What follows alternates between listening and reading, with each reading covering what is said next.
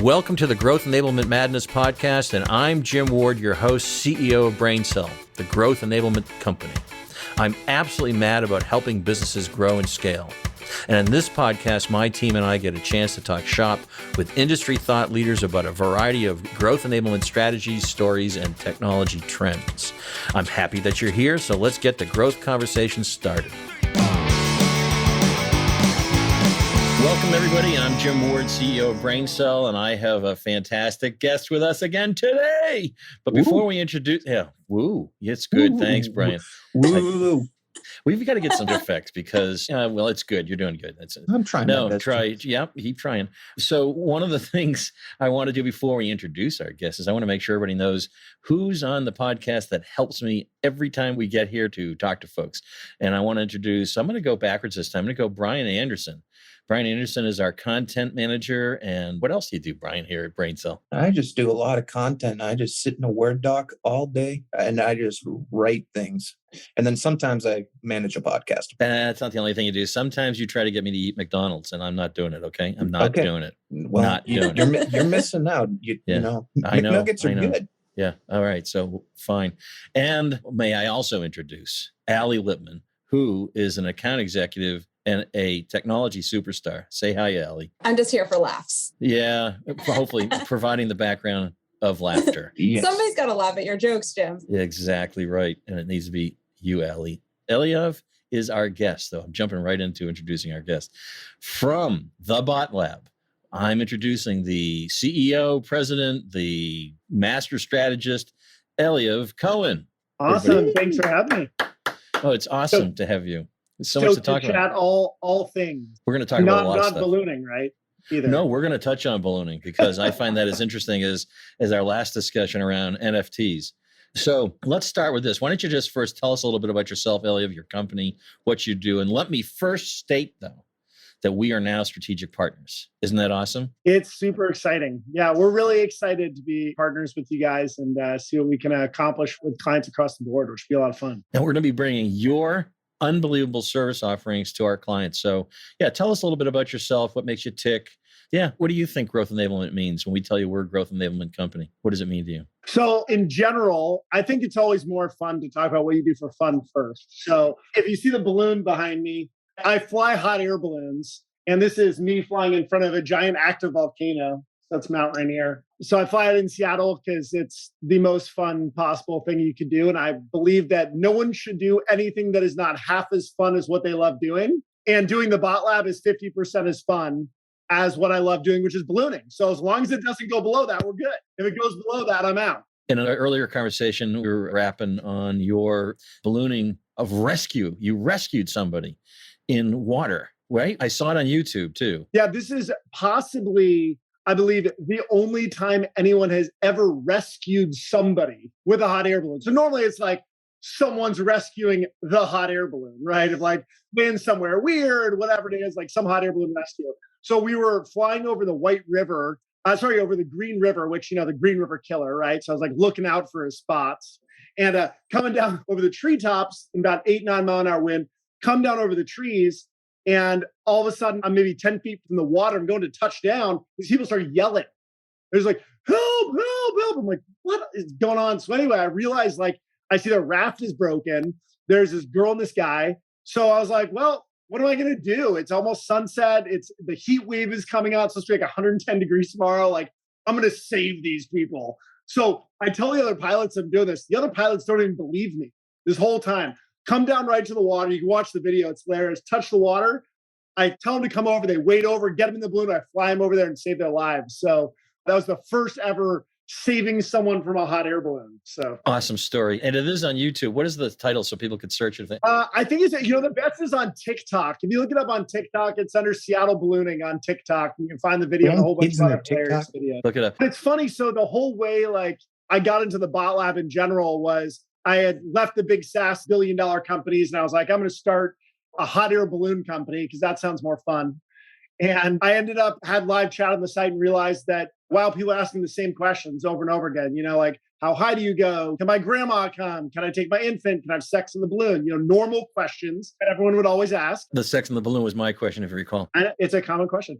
So anyway, that's kind of where the bot lab came from, of being able to be a really effective way to optimize people's chatbots. And we found very quickly we became the super user and built an awesome team. And now we work with a ton of public companies and mid-market. And we just mostly help companies that are already on Drift or getting onto Drift to absolutely crush it so that they can jam. Yeah. And so, tell me about the chatbots, how they have worked traditionally and what makes your work different. Yeah. So I think there's two pieces when you looked at Drift, right? Like, or at a chatbot in general. Mostly it's this little bot in the bottom that just like mostly says something that's non-contextual, right? They're just like, hey, how can I help you? Welcome. Need some help. Well, if you come to a site, it's just not contextual and everything is around context. Like you click on ads because they're contextual and you do all this work as a company to get someone to the site. And then you ask this like, how can I help you today? Which I think is hilarious. So anyway, one part is just context, right? Being contextual to someone's actual need is a big deal. That's in anything, right? Like any sales and any software, everything comes down to, is it contextual to your need? And can you get there quickly? Then the second thing is we figured out all the different activations. So if you think about, if there's just a bot in the corner just randomly fires based on maybe it's a target account or someone has 50 employees or whatever random different opener you're going to use based on that need. Instead, we were like, well, where can we find different points to activate them, right? So it's like actually getting rid of your forms, using different experiences on mobile. And so that's been really our piece, was those two pieces of context, activation. And then the third piece is really just being able to make it scalable. Because the problem with chatbots is if you build each piece, each time, you're constantly rebuilding and rebuilding and rebuilding and rebuilding. So we built a way that it's scalable. So once it's built, you can very easily, for their team or our team or whoever's team it is being able to easily build new chatbots that are effective for any type of content. And I feel like that's like what we had to deal with when we were building out our chatbot strategy here at BrainCell. It's just like we put it all together and it just wasn't scaling right. Let me just say this, Eliav is fixing all of that right now for us. Yeah, today, I just started on it. So yeah, in fact, while we were talking or you were talking, I went in to see if we fixed can you get to a live person, and suppose it's just trading for email, then trying to schedule it, right? It was like when we saw that and you showed me, I was like, oh my God, we're not getting it. Yeah, I think with a lot of, when you think chatbots are still really new, right? And chatbot strategy is still new. And even, the chatbot companies don't necessarily understand the strategy because they're not in it on a daily basis, right? And they're trying to push their own things. And so it just comes down to, can we make them grow however it is? And it's not about just the platform or the chatbot. That's where you can integrate everything in together to cause a lot of success. But I'd say the biggest two things that I see where people make mistakes in chatbots is, one is not having anything contextual and then not creating any real value in the bot because otherwise it's just a glorified form. Yeah. So I think I have a lot of customer support leaders that reach out to me about chatbot technology, like the FAQs, what you were talking about. They're looking for ways to deflect into more self-service, but Drift has purposes that are like far beyond just self-service. I mean, we're really talking about converting website visitors. Can you tell us a little bit about the differences between those functions? Yeah, so you're always going to have different folks coming to the site, right? You've got new people, you've got customers, you've got people who've already had a demo. And the idea is, can you get them as soon as possible what they need? So first, it's making sure you can separate right away so you don't have like salespeople talking to a customer service issue around something, right? Like whatever it is. It's making sure that if you have customer service people on there, you could have live customer service people on there. The other way is to use the AI, right? So for example, as you answer real questions, there's only really 100 questions. Like anyone can ask you about your business, right? There's really only 100 that anyone's really going to ask, and there's a couple random ones. And realistically, you can narrow that down to about 25 questions, right? That might be pricing. It might be like, does it integrate with this? Like there's a basic core. Once you have those questions answered, you can either build it yourself where you answer every question using those phrases to automatically answer it, or you can use an AI like Drift's AI or some of the other AI platforms that'll literally give the real answer. And it learns off of each variable. So then someone can ask the question, get a real answer for support, and then be able to talk to someone if they need to. But you can also integrate it into all kinds like back-end systems like Zendesk to automatically do Zendesk tickets, or chat right in Zendesk with your chatbot, and that's with a lot of different chatbot systems, right? I mean, but customer service, I'd say, is people focus a lot on customer service, right? And that customer experience. What about the prospect experience? Like, that's just been missed. So I think that it's hilarious when you think about how someone comes into we have our seller process we want, and then you got the buyer process, right? And the buyers are like, hey, I've done a bunch of research. I'm finally here. I just want to get right to it. And then they get to the form and they're like, do I really want this 10 email cadence, right? Do I really want this? And the reason they're not ready is they just have a question. And so whether that's in customer service or in the prospect experience, wherever it is, if you can answer those one or two questions, whether it's live or it's with a chatbot, you will win either way. And that's one of the things that I do. If anyone comes to our site, right, to the Bot Lab, and they say at any point, like, I want to chat with someone, even if I'm busy, as long as I'm not on a Zoom or one of our team is on a Zoom, we literally say, hey, I'm in between meetings. Do you want to chat real quick over Zoom? And just dropping that link, it's an instant conversation because the intent level is so high at that moment. And that's where it's intent, whether, again, it's customer service, prospect, it doesn't matter. That intent is never higher than it could be at that moment. And then we just go, oh, I want to fill out this form. Like, we'll book a demo for later. But think about the intent, right? Like, they're excited right now. 3 days later, they forgot completely what the damn product even is. I don't know, have you ever done that? Like, you sign up for something, you're like, what are we talking about again? Like, what does your product even do? All day long. All day long. Thanks, Allie, for the laugh. So the intent moment is exactly right. They're there at that moment. They have the question. Engage them now. Is that what you're saying? And it's it's a transaction. And this is the other, I think, piece from a sales perspective that it's missed, right? When you're doing enterprise sales, you have this enterprise sales process, right? And you ask lots of questions and get all the discovery, and you learn so much about their needs and challenges. Bots are transactional. The only goal of the bot is to go, I am chatting with you right now. Can I move you right now to a Zoom call? Right now, so then I can ask my qualifying questions to either disqualify you myself or that salesperson a 5-minute no or a 10-minute yes moving into the next call. And people instead mistake that for, let me answer 300 questions over chat. So if I were to ask you this, and maybe this is an unfair question, but could you encapsulate for me some of the best conversions that you use chatbots for? Does that question make sense? Yeah. So the best conversion, obviously, is someone going from a live chat directly over to a Zoom call, right? Which is just inside of the chat. You can even have a button on your site that says, like, when you're converting your demo button, right? So I'd say the number one first is going to be your demo button, right? Getting rid of your form completely and just firing a bot. Because what's the point of the form? If you're asking the same questions, you're getting to a real person who can qualify, or you already have enough information to know they're qualified, right? Once you get rid of that form, then it's giving two options, right? It's I can chat or I can book a meeting, right? And in that moment when they're chatting, your only goal, if you're online, is to move them to a Zoom call, right? Or answer their question, find out very quickly that they're not a fit, right? Very, very quickly, which I think we can all do better on Zoom calls anyway. So let's make sure the audience understands that. I remember talking about this with you, and what you said was get rid of your landing page forms, right? And you have a bot instead to be able to answer the questions, and you can activate an engagement right away.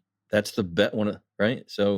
So then what happens to the marketing automation of their forms? Does it go away? Well, this is what's really interesting. So the marketing automation still happens. So when you've got someone who's chatting and you've got someone who's booking a demo, there are people who still won't book a demo who give an email, just like someone who fills out a form and then doesn't book a demo, right? And there's automation.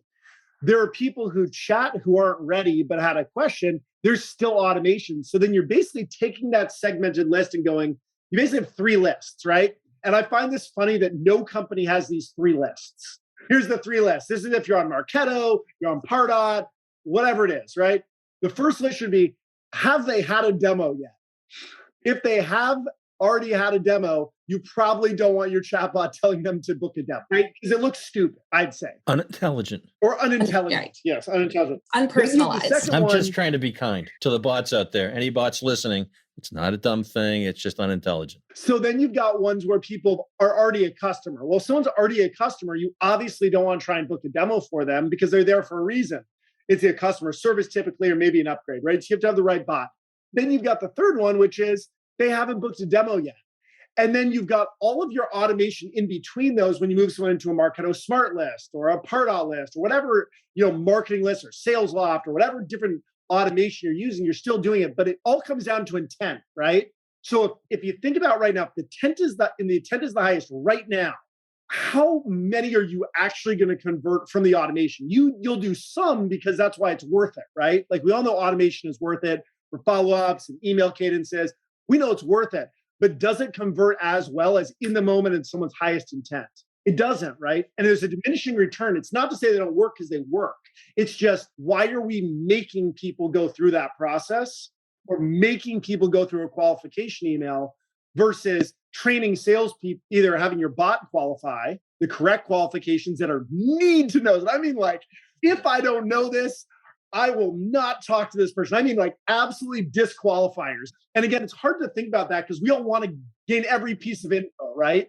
Like we want everything, like, tell me your firstborn child's son's name. It's like, no, you don't need that, right? But ultimately, if you can get the disqualifiers out the way, it's training sales BDRs and reps to do 5-minute no's, 10-minute yeses, not 30-minute whole discovery calls. It's, can I get the qualifications? Make sure it makes sense because the prospect is deciding on you and you're deciding on them at the same time, right? So it's not a discovery call. It's really like, are you qualified and am I qualified to buy it? Great. Now let's move to another call if it makes sense at all. Side note, are you working on the 3 lists with my marketing department? We are. Yeah. Okay, good. So we always do Thank that God. because otherwise it's just awkward. More for prospects because it's the prospect experience. Because it becomes irrelevant conversation and people can be turned off by that, Folks, if you're listening to this podcast, which I know all of you are, I don't know who all these people are, but you're going to want to rewind this because there's a lot of nuggets here.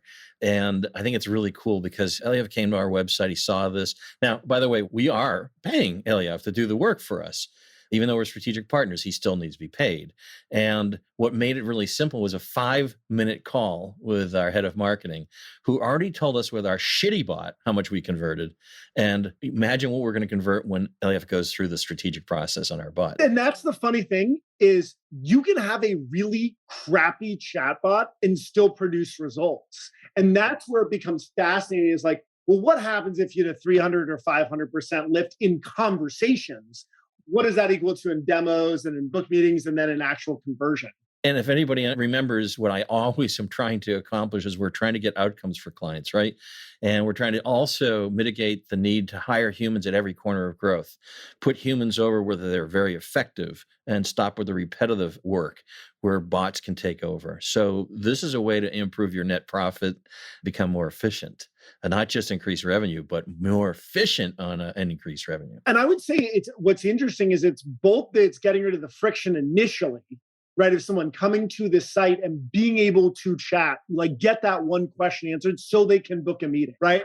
Like I'd say majority of sales, even in like mid-market, under a $30,000 product, are typically a one question, like, can it do this?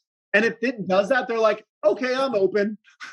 And if it's not, they're like, you're disqualified, right? And it's non-threatening. It's not salesy. It's informational. But I think then where you use these things is you get rid of that friction, that whole long process of the emails back and forth, and a lot of that stuff to allowing someone to chat or book a meeting.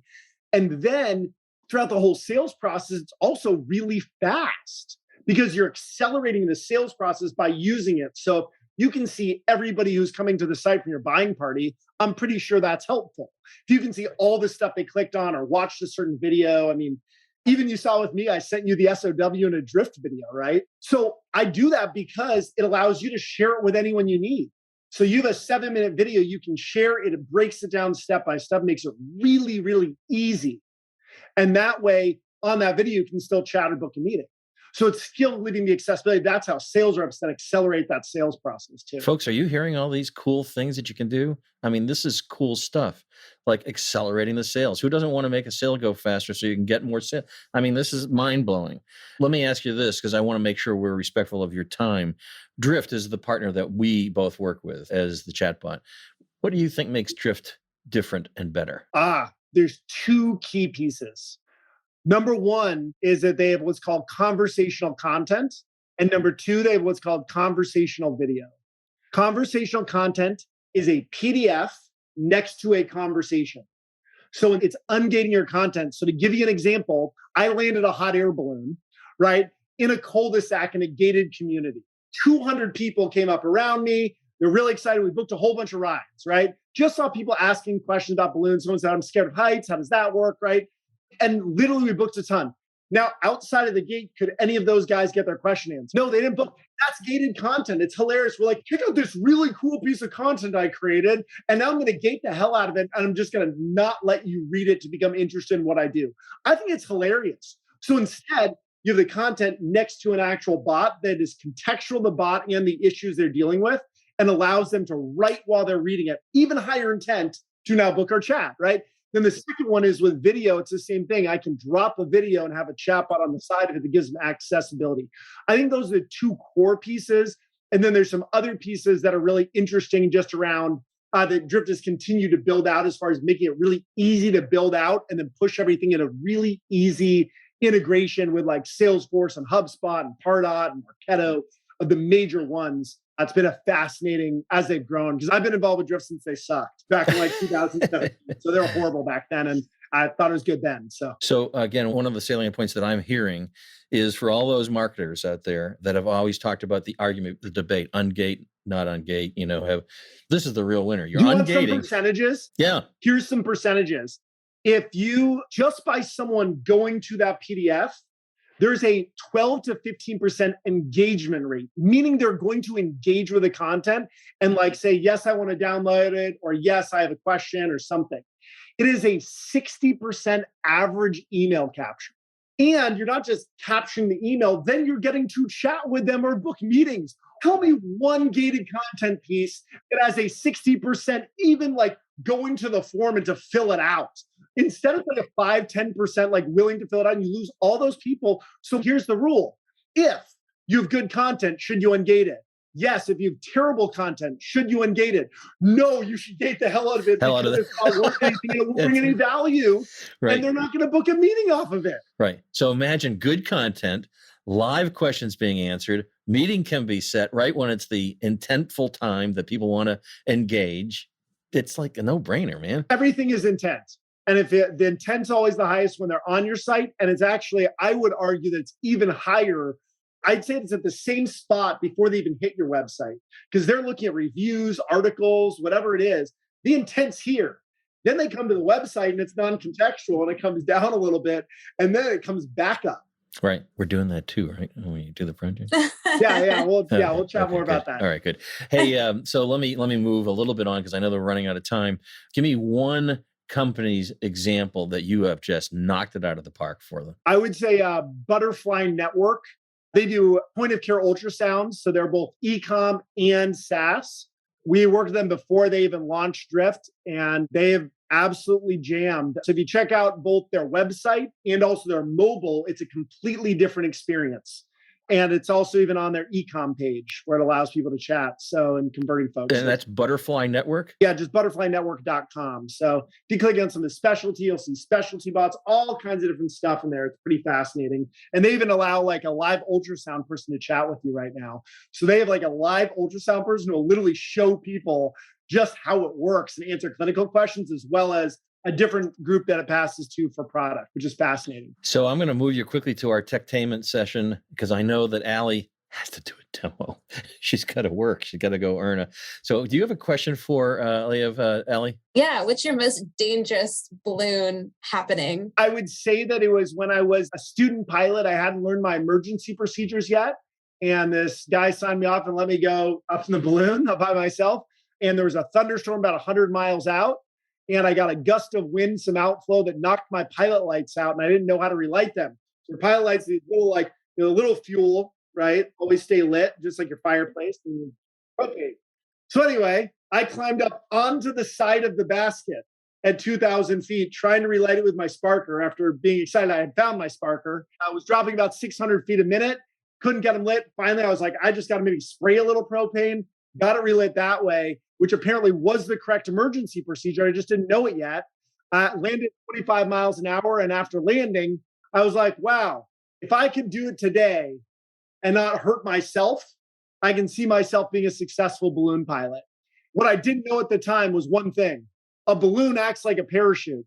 So even if it were to continue falling and I never relit, I would have been fine because there's only a max speed it can come down. I didn't know that at the time. So I was like, I've got to find a way right at this moment. Because I was thinking that was going to be a pretty good thud at 600 feet per minute. It would have actually come down about 800 or 900 feet a minute at the end, but that's still only about, 9 miles an hour. So, that's really not that crazy, right? But again, that's why balloons are the safest form of all aviation in the world still today. Now I'm more interested than ever.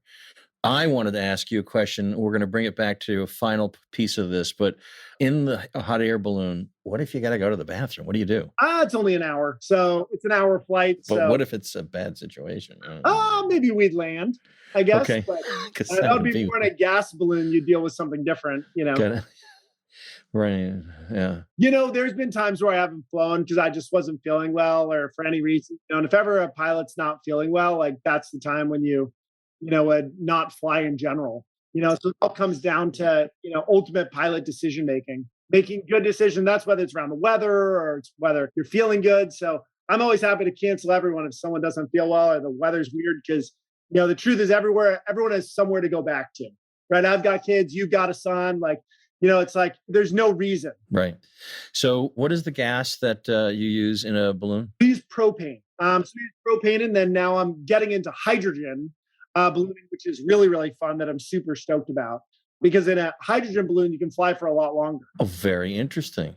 And of course, in those balloons that we use for the kids, what do they use? That's helium. Oh, that's interesting. Do you have a company that you're working on that has that name? Funny enough, yes, I like that. That was a good transition. So I was trying to move into it, and I struggled. Yeah, so really, when you think about helium or hydrogen, that's been around forever for ballooning, right? And it's all about expansion, right? You can go to somewhere where no one else can go, right? You're flying for the first time.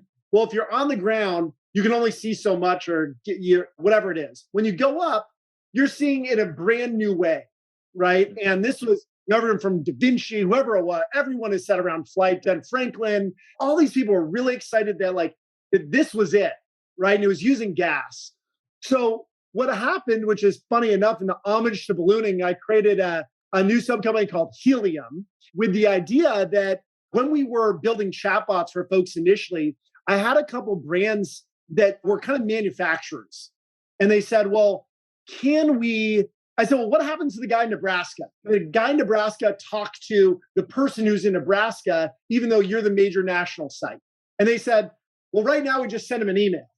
And I said, well, why not let them chat? And they said, that sounds great. And I go, why don't you charge them?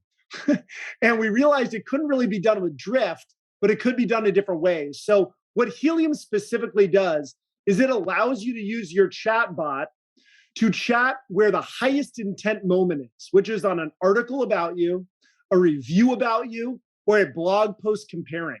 So just like on your own website where you can chat and book meetings, we allow you to do that on any other third-party website. So think like G2, think Capterra, think the New York Times, think like an article comparing Salesforce versus Sugar CRM, all the blog posts, all that stuff.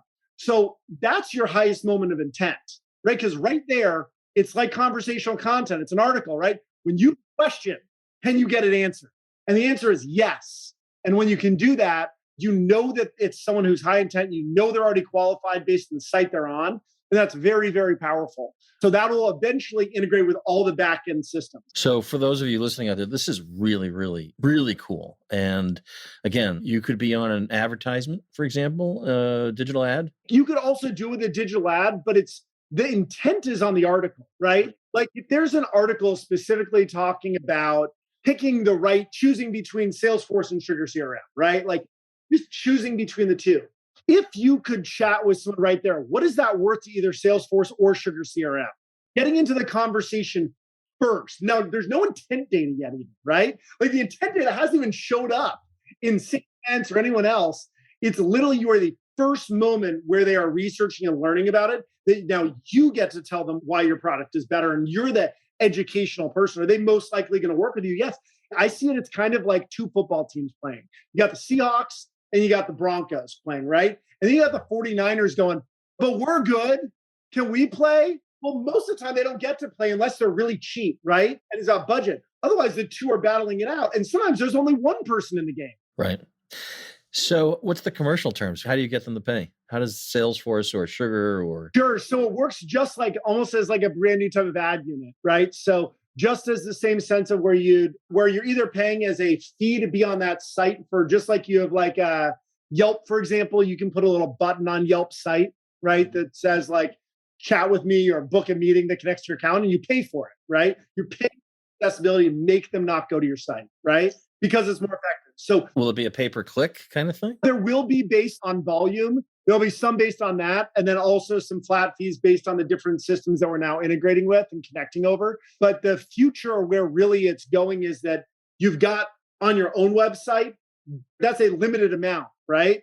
Of people. It's only people that make it to your site that then that few can chat with the chatbot. Here it just expands out to hundreds and hundreds of sites that are your most high intent conversations that are going to happen. So there definitely it'll end up being cheaper than Google ad spend, right? But it'll be a higher converting, because if everyone could do cost per conversion, everyone would do.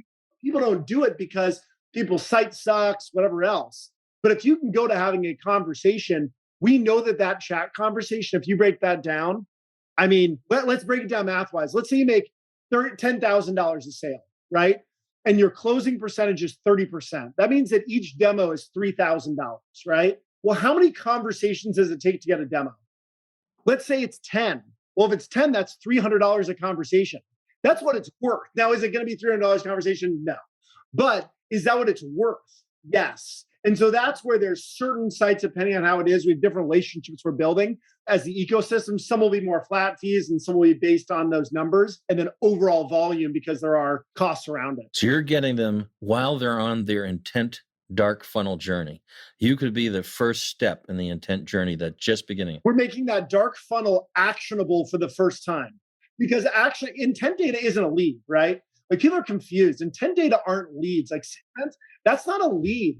That's like they're checking stuff out, and those things work, right, in general, but they're not leads. And so this is like, let's make it actionable. Like right now at the highest, when you think about that intent, if I'm reading an article, I'm freaking excited. There's my intent right now on this webinar. If someone's excited, should they right now be able to book a meeting?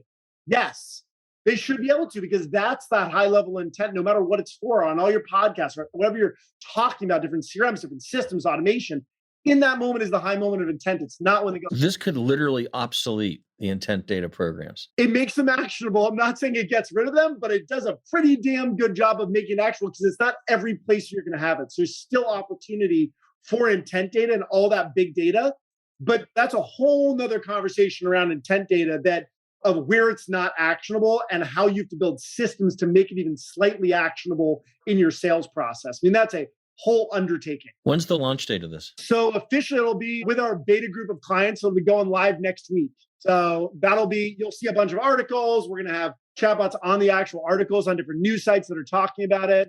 We've got some of those pre-set up, but right now we're taking a couple other beta ones in, but again, it's in its early processes, but it's based on all the same learnings that we've gotten from Drift, from all these giant companies, of how you engage and what works. And that's really that special sauce as we're kind of diving into it in what's possible, because there's no way on your own you could take your Drift chatbot or any chatbot and throw it on to G2. They're just not going to do it, right? Because there's data, there's all kinds of stuff, and they don't want crap popping up. So it's, how do you make that effective? And that's really where we're that middle partner to be able to work with all the chatbot companies to make this really work powerfully. I think it's brilliant. And that's where we're going to leave it today. This is Eliav Cohen of the Bot Lab and his new venture, Helium. So be on the lookout of this Helium concept, folks. Check out the Bot Lab. We're working directly with Eliav and his magic that he brings to strategy around bots. It's not just putting in a bot. So we're putting it all together. We also are partners with Drift. So Eliav, great having you here today in this conversation. I knew it would flow like butter. I know. I feel like we could have like a 3-hour hardcore podcast, that no one will listen to. But dude, I could talk to you all day, and I can't wait till we talk more about NFTs and what is it, Girl Escape? Bored Ape. Yeah, I'm still learning. Bored Ape, Okay. they're getting there. Yeah. And then whoever figures that whole thing out between like chatbots, NFTs, like we've thought about that. I'm like, I got enough going on right now between balloons, bots, and helium, between those. And besides that, I'm trying to go to Germany to go fly hydrogen balloons. So Awesome. Working on all that. You stay safe, and I can't wait someday to come out and go on a ride with you. And now I know that it's only an hour. That's right. I can hold it. I can hold it, even at my age. Thank you very much, Eliav Cohen, the Bot Lab, Helium. Thank you, Brian Anderson. Thank you to Allie. Hey, great to have you again with us. And folks, you can find this podcast wherever podcasts are found. Apple and where else? Spotify and iTunes. Eliav, peace, man. We'll see you later.